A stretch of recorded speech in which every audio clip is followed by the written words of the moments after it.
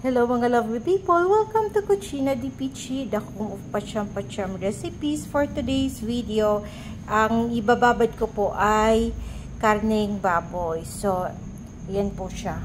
So, bali, gagawa ako ng pork steak, pero actually, para bukas pa ito. So, as nakikita nyo yung ano niya, texture niya, ganyan po kasi nga, dahil pinukpok ko po, para sure talaga na malambot siya, at saka mabilis ang luto lang. So, ito po yung ating mga ingredients. Ayan po, meron pa ako 1 kilong pork na laman. And then, gagamit ako ng kalamansi, 8 peraso. Lalagyan ko ng oyster sauce. Etong sauce na ito na hindi ko ma-pronounce.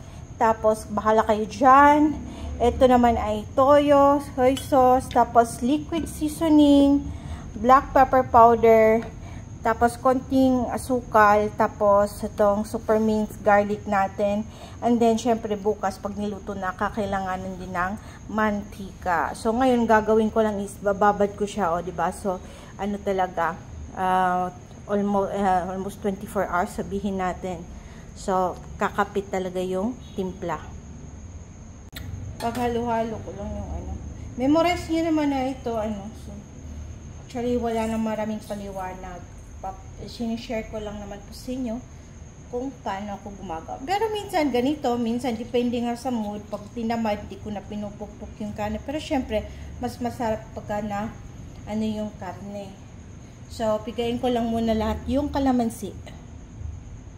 So, ayan, ready na yung kalamansi natin. Lagyan ko lang ng paminta powder. Siguro mga 2 scoop nito. Tapos 1 tablespoon na minced bawang, kasi bukas igigisa pa naman ulit sa bawang. And then lagyan ko rin ng mga 2 scoop nitong asukal na ito daw. Ayan po. And then konting liquid seasoning, kasi iba talaga kapag may liquid seasoning, iba yung kapit. And then, toyo para mas masabaw-sabaw pa siya. Yan. Yung toyo na hindi masyadong maalat. Yan. And then, ito naman. Diba? Kilala nyo yan. Tansya-tansya lang. Bahala na kayo magtansya-tansya. Para lang tayo naglalaro dito. And then, of course, addict tayo sa oyster sauce. Hindi pwedeng mawala yung ating oyster sauce. So, tansya-tansya lang din. Kasi baka masyado namang umalat. Ngayon, ito. Noon lang natin. Tapos, silulublob ko dito yung ating karne.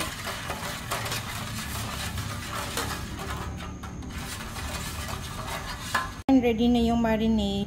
So, ilalagay ko na yung karne. Tapos, ilalagay ko sa ref.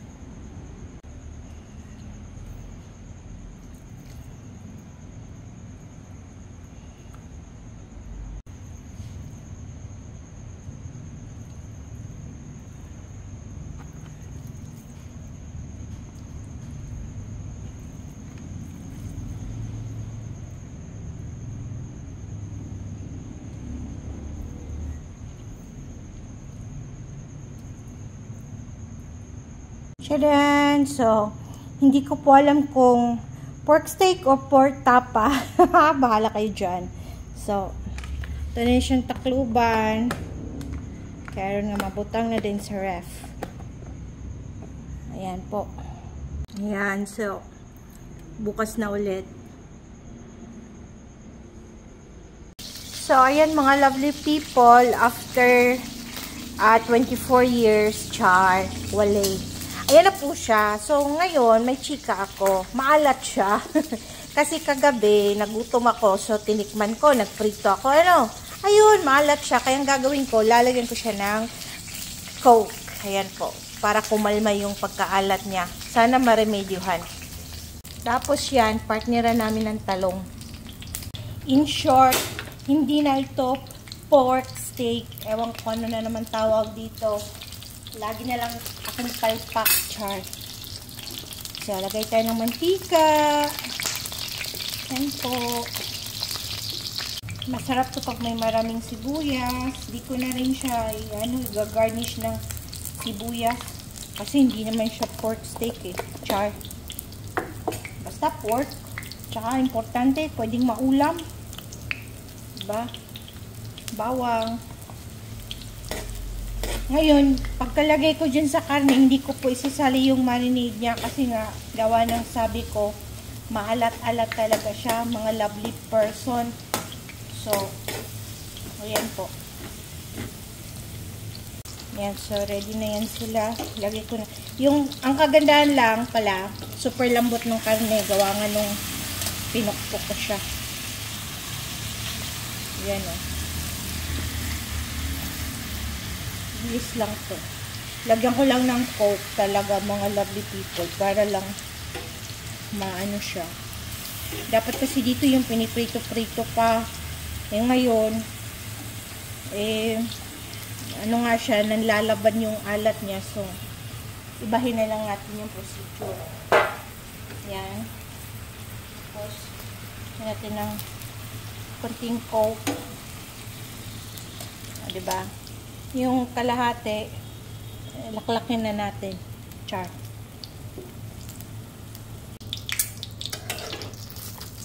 Ano siya? Amoy barbecue. Char. Hindi, totoo talaga. Hindi char yun. Amoy barbecue nga siya. Gawa siguro dahil nilagyan ko ng maraming bawang kahapon. Ayan po. So, parang magkapitbahay sila ng pork barbecue, pork steak, pork tapa, at pork tocino. O, diba? Ang dami niya ang kalasa. Tapos yung talong namin, ayun din, nagwawala. Takpan ko po para mas mabilis yung sabaw niya. Check natin mga lovely people. Ayan, so kung pinito-prito sana yan, hindi nagsabaw ng marami. Takpan pa ulit natin.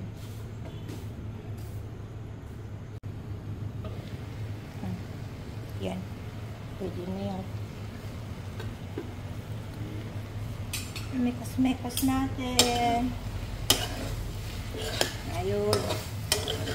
Tuyo na rin siya. Tumuyo na rin.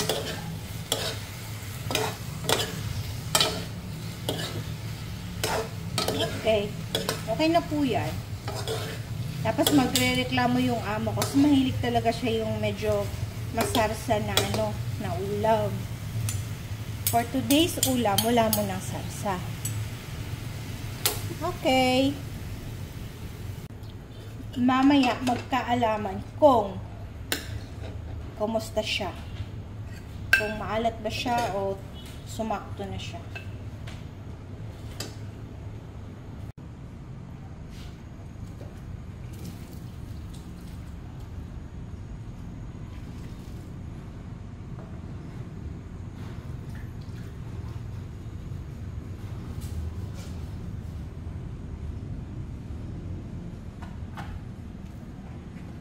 Ayan po mga lovely people, it's tikiman time. So, mura bitag unsay tilawan. Dagdagan ko naman yan mamaya. Kayo naman masyado kayo. Kain po tayo. So, unahin natin to no. Super lambot naman in fairness. Yun. Ulit-ulit no. Ulit-ulit. Na super lambot.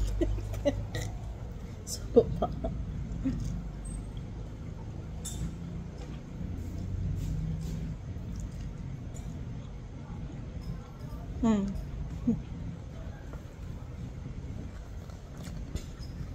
Hirap ako lamunok.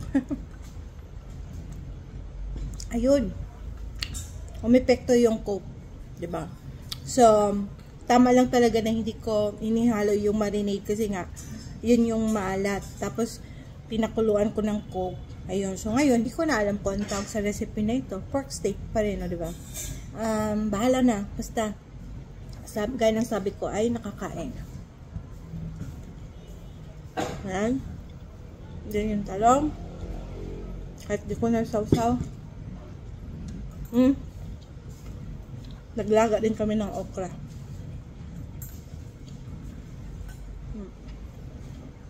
So, yun po yung sinasabi natin mga lovely people, no? Ano lang talaga sa kusina, para-paraan. Okay, ayun, nakarami na po ng subok.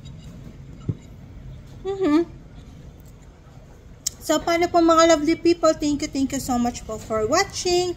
And, wala lang, kung meron po kayong mga katanungan dyan, may mga suggestions kayo, sulat nyo lang po sa ating comment section. And, of course, pag-iingat kayo palagi.